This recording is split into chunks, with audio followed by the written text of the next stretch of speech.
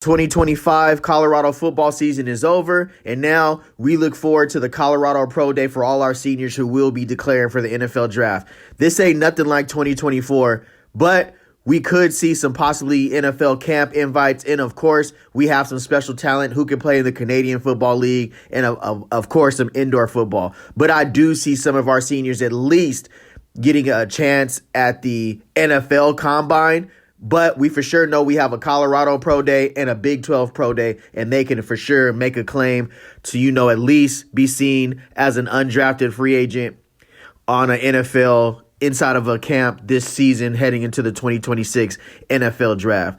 In this video, we're going to go over the seniors I think match that. Say no more. Welcome back to Say No More Media. Don't forget to click that subscribe button and check out my portal video right here. A lot of fire content, as well as hit that notification bell so you don't miss when I drop a brand new video like I'm about to do right now. Appreciate it. Say no more. Right out the gate, I got to talk about Preston Hodge, a very fierce tackler out of the nickel position, about 6 foot, 200 pounds, not afraid to step up in the box and deliver a hit. Given the opportunity, I think he can make an NFL practice squad at the very least. Not saying he doesn't have the talent to make an actual NFL roster, but if you follow Preston Hodge for his 2 years at CU and even before he got to Colorado, great nickel corner, great run support, does have a few things to clean up as far as he gets beat a lot on his faster players on deep balls, let's say corner routes, straight seam routes. That's where he has been exposed a little bit in coverage. But for the most part, anything underneath and intermediate, Preston Hodge should have had at least 4 picks this year that he literally dropped. I ain't gonna lie, just straight butterfingers. And he knows it too. If you follow CU this season, he made his pass deflections and pass breakups were remarkable. But have you seen like videos like this? Preston Hodge will step up in that box and deliver a punishing hit to a running back. Now, I think it will depend on what he runs in his 40-yard dash because, as a defensive back now in the National Football League, they love speed. But I also think it will decide on how he looks on 1v1 coverages,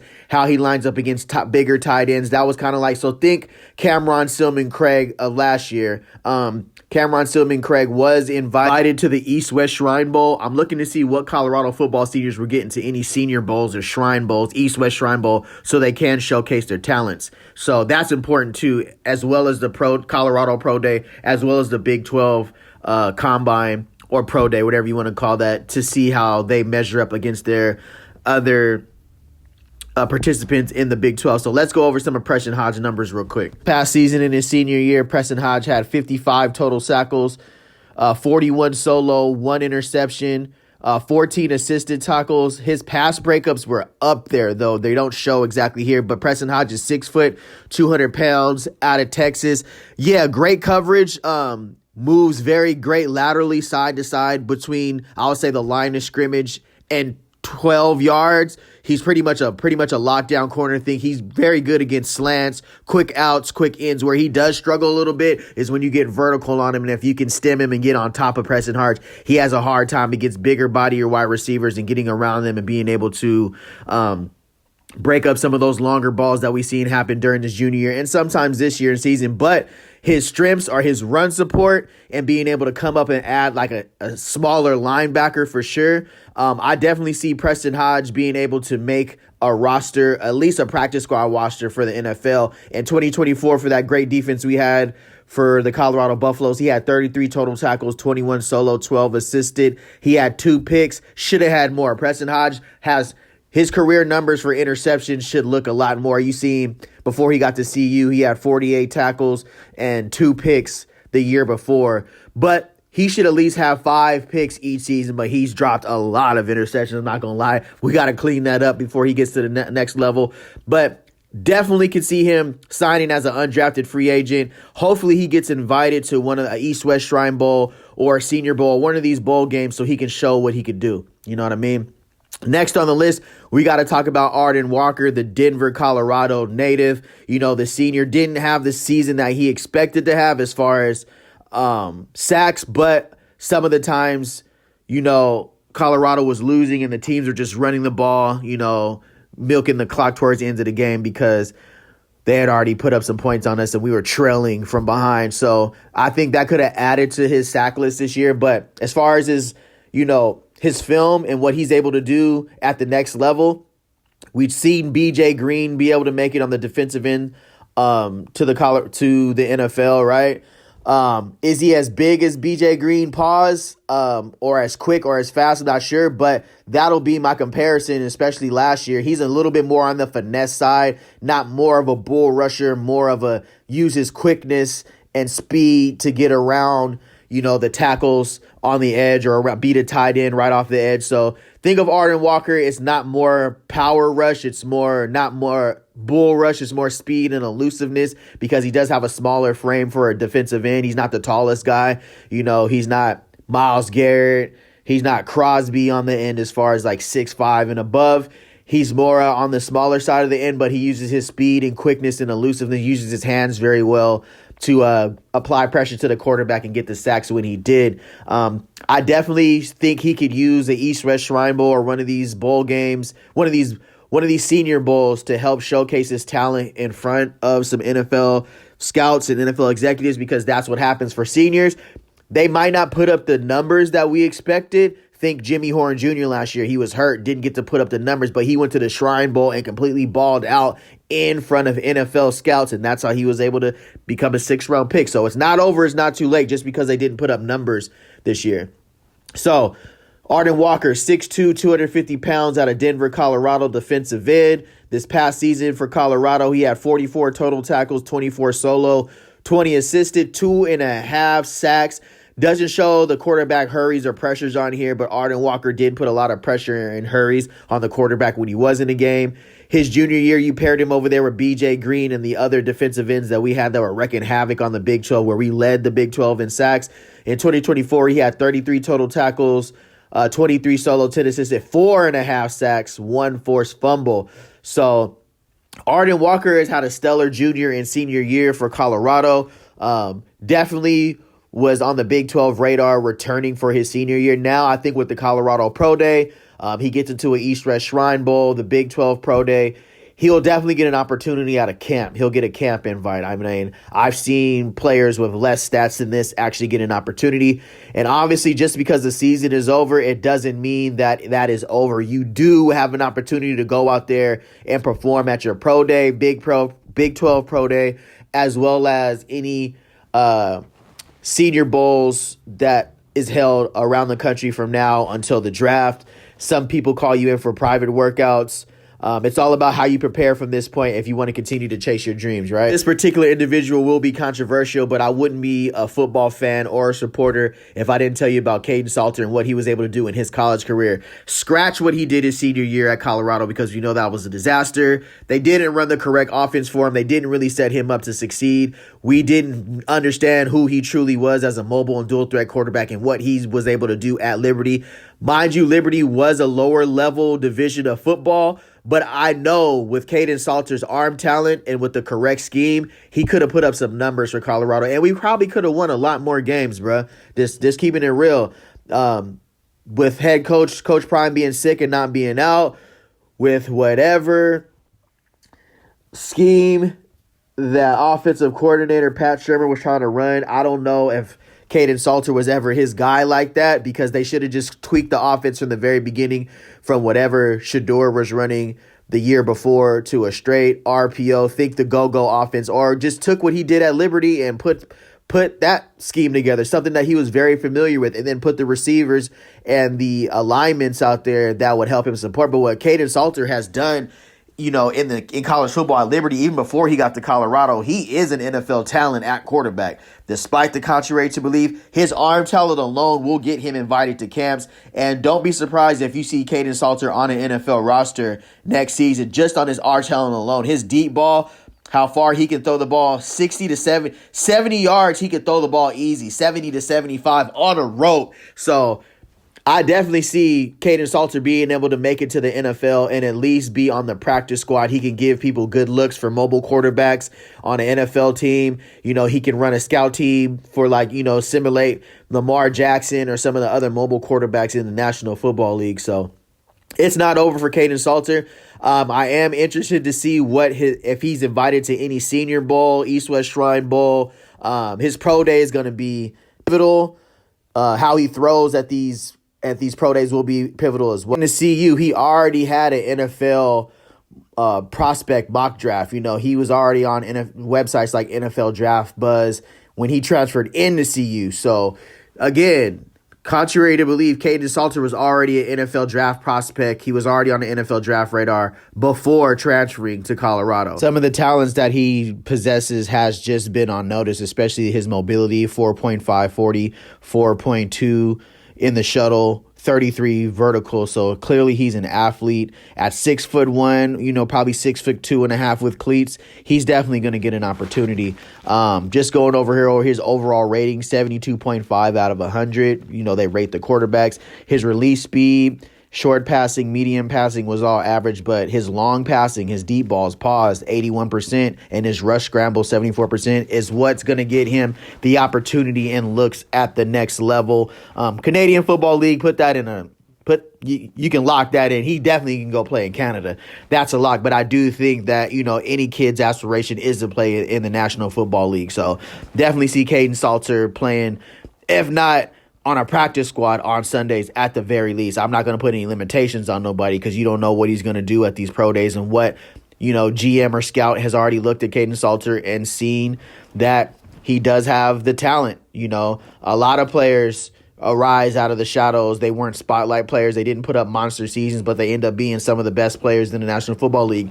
Just because you had a down year doesn't mean you weren't on a NFL scout's radar. They already mark you as if you fall or if they can sign you as an undrafted free agent, they will. You know what I mean? So some of his comparisons were Garrett Green from West Virginia, Malik Cunningham from Louisville, and Max Duggan from TCU.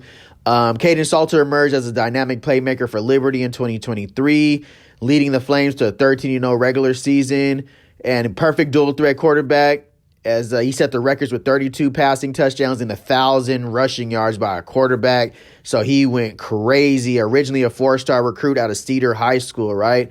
So his NFL draft strengths are his arm talent. He has the ability to throw, have the zip on balls into tight windows and stretch the defense vertically. Twitchy athlete with sudden bursts and electric wheels, making him a constant home run threat in the open field. Savvy field general who can influence second-level defenders with his eyes. Possesses a live arm capable of making all the NFL throws, particularly on outside breaking routes. Quick trigger and compact delivery help mitigate his lack of prototypical size. He's not a bigger size quarterback. Tough as nails, right? His weaknesses: understand signal caller with slender frame that may struggle to withstand NFL punishment. Deep ball accuracy is hit or miss, especially when trying to drop dimes over the top of coverage. Can get happy feet in the pocket, bailing too quickly instead of climbing in reads. I've seen that before. He did bail a lot. Gunslinger mentality leads to forced throws and risky decisions when plays break down. Turn the ball over way too many times trying to make an extra play. I've seen that too. Red flags from early college careers raise character concerns, though likely chalked up to make mistakes and immaturity. Don't know too much about that. Can't put that on the kid. Don't know who he would. I don't know. Coach Prime don't play that, though. He would have been not getting no burn if he was being immature. Again, this past season, we do know he was sat, unfortunately, middle of the season, but Kaidon Salter, 6'1", 190 pounds. He threw for 1,400 yards, 10 touchdowns, 7 picks. So gonna have to work on those turnovers, buddy. Get those down definitely. But, that's behind you now. 2025 had 127 completions, 62%, 1,400 yards, 10 touchdowns, 7 picks. In 2024 at Liberty, 147 completions, 56% accuracy at 1,800 yards, 15 touchdowns to 6 interceptions. 2023 was really his breakout season that got him on the radar. 177 completions, 2,876 yards, 9.9 average yards a throw, 32 touchdowns, only 6 interceptions.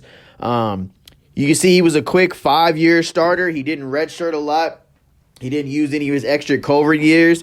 I don't know if Kaidon Salter has any more eligibility left or he's done, but he only spent 1, 2, 3, 4, 5 seasons in college football. So he's not one of them quarterbacks who's been around for 6, 7, 8 years in college football. Unless he has some eligibility that I'm not familiar with. But we're going to go over his rushing stats because that's what also makes Kaidon Salter dynamic, is he is a dual threat quarterback. He was second on the team in rushing this year for the Colorado Buffaloes with well over 300 yards without designed runs. Most of them were just breaking down in the pocket, extending the plays. And he left a lot of a lot of yards on the table by he would break out of the pocket, have about 10 yards to rush, and he would just force a throw, and it'll be behind the receiver, on top of the receiver. I know those are plays that he wants back because he had green field all the way down the field. He could have used his legs to get the first down, but that's behind us now. Hopefully this kid gets an opportunity to show what he has now. His rushing stats. Colorado, this past season, 103 carries, 356 yards, 5 touchdowns. The season before, 114 carries, 587 yards, 7 touchdowns. You know, those longs, 41, 35. And then that 2023 season where he went bananas, 163 carries, 1,089 yards, 12 touchdowns, a long at 52, average 6 yards to carry. So, again, sometimes what you've done in your college career previous is what college NFL scouts are going to go on. Kaidon Salter is going to have a lot of opportunities moving forward to prove himself at the pro days.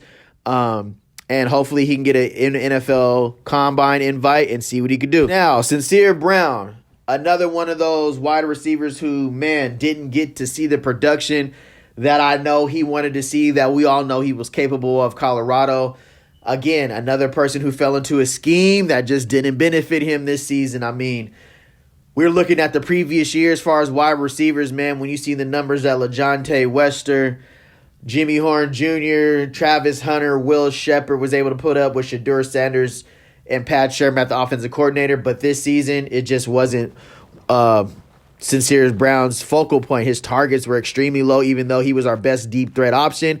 But if you see his film at Campbell before he got here, was a 1,000-yard receiver or very close to it.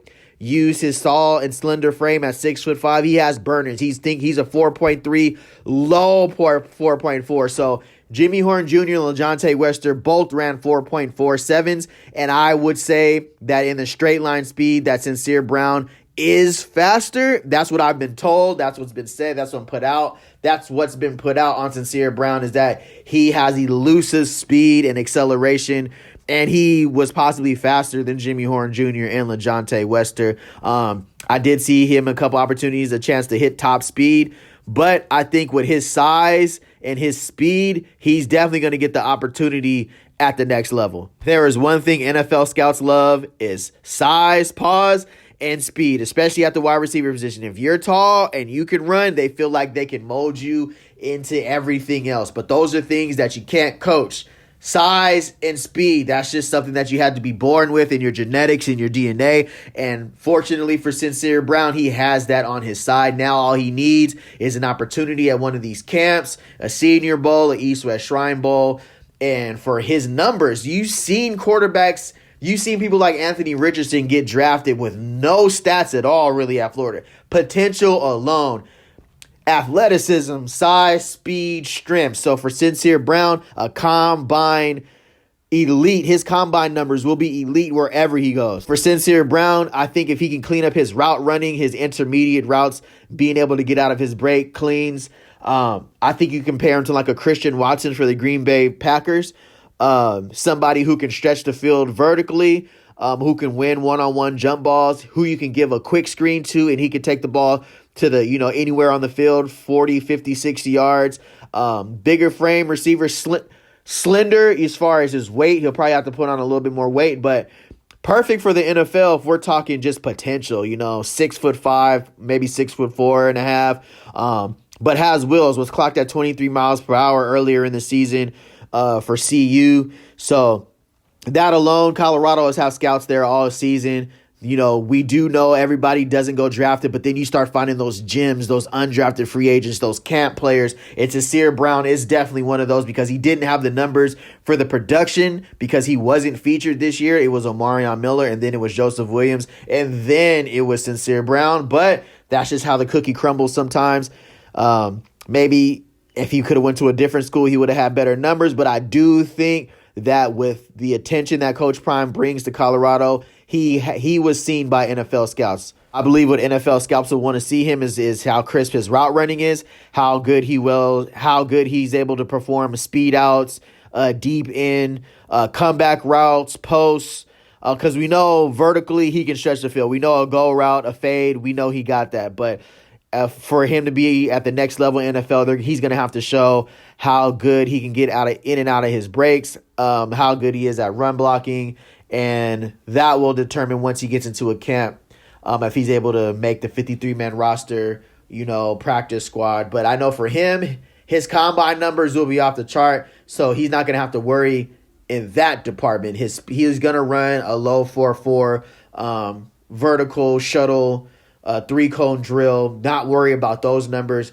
I think what sets him apart, what he's going to have to do is definitely work on his route running to full of size and speed. Sincere Brown, 6'5", 190 pounds out of Charleston, South Carolina. His past stats in the Big 12, 22 receptions, 376 yards, 2 touchdowns, 17 yards a catch, all in the beginning of the season, like the first 4 games, bro. And then after that, Sincere Brown just disappeared. But from what I've seen, he remained positive, didn't become a cancer in the locker room. Great character. I think that'll only benefit him, and they're going to push for guys like that. But you see the season before at Campbell, 61 receptions, 1,028 yards, 12 touchdowns, along as 74. So, again, you can get on the radar just by what you did before you get to Colorado. A lot of players got to Colorado, seeing their production dip. But some of those players were coming from smaller schools, what they call it, FCS schools or whatever. But I think for Sincere Brown, what he does have, again, I know this sounds repetitive, but he is a 6'5" receiver running in a high 4.3s or very low 4.4s. That alone will get you invited to a camp. Trust me, I've had college teammates that didn't put up any numbers in college, but what they were able to do, just the looks they were able to get him because of their size and their speed, he's going to get a look. Jeremiah Brown, the linebacker for Colorado, finally got his opportunity and was arguably our best linebacker on the team this year. Transferred over from Jackson State, came over for Colorado, stepped into that linebacker, but he was going to hit the portal. He sat down with Coach Prime, Deion Sanders. He decided to stay and, was one of them for us this year. Jeremiah Brown has the size for linebacker, 6'2", 235 pounds. You definitely see he's an athletic linebacker. His season stats, 69 total tackles, 41 solo, 28 assisted, 2 sacks, 1 forced fumble, 1 fumble recovery. Before that, didn't see too much playing time. We had Nakai Hill-Green and our linebackers there the year before. 2023, I want to say he was a fresh, he had come over. He didn't see a lot of playing time as well, but so Jeremiah Brown has this one season, and will it be enough for him to play for the NFL? We will see. Canadian Football League, for myself, most definitely he could play professional football somewhere.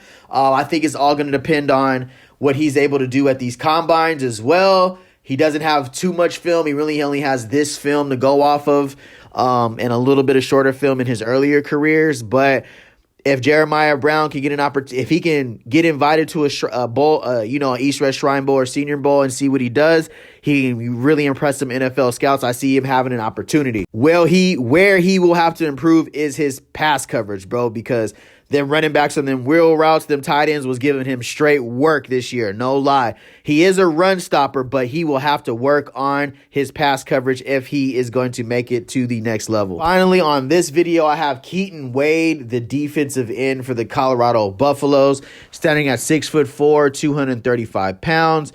His production this season, he had 47 total tackles, 24 solo, 23 assisted, 2.5 sacks, 1 forced fumble, 1 fumble recovery. Really put a lot of pressure on quarterbacks. I definitely see Keaton Wade getting an opportunity to a practice squad.